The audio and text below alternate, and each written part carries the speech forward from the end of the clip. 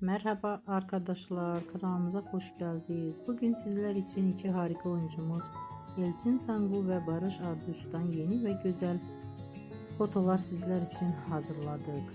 Elçin Sangu öyle bir geçer zaman ki Kurt Seyit ve Şura ve Kiralık Aşk dizisinde rol almış ve herkes tarafından çok beğenilmiştir.